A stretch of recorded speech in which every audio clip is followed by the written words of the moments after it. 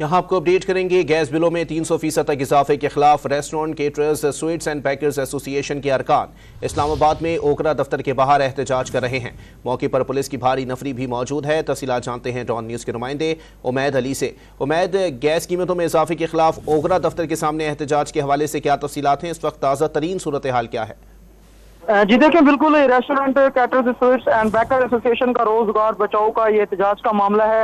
एहतजाजी मार्च आज सुबह जो है ना 11 बजे चांदनी चौक से होता हुआ अब ओगरा दफ्तर के बाहर यहाँ पे पहुंच चुका है। एहतजाजी मार्च में खवातीन की भी अच्छी खासी तादाद इस वक्त शरीक है और इस्लामाबाद पुलिस के जो ताज़ा दस्ते हैं वो यहाँ पे भी तैनात हैं और उनके पास आंसू गैस के शेल भी मौजूद हैं। अगर कोई ऐसी कुछ सूरत हाल होती है तो उसके वो निपटने के लिए वो भी तैयार है।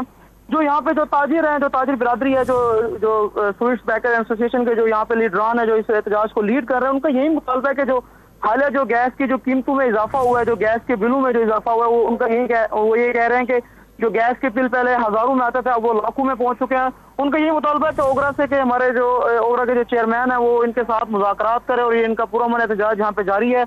उनका यही कहना है कि वजारत पेट्रोलियम, ओगरा और मुताल्लिका इदारे जो हैं वो उनके साथ यहाँ पे मुज़ाकरात अब तक नहीं कर रहे। अगर उनका मुज़ाकरात यहाँ पे इनके साथ डायलॉग यहाँ पे कामयाब ना हुए तो वो जाकर बहुत शुक्रिया उमैद अली, हमें अपडेट कर रहे थे। उनका घेराव करेंगे। जी।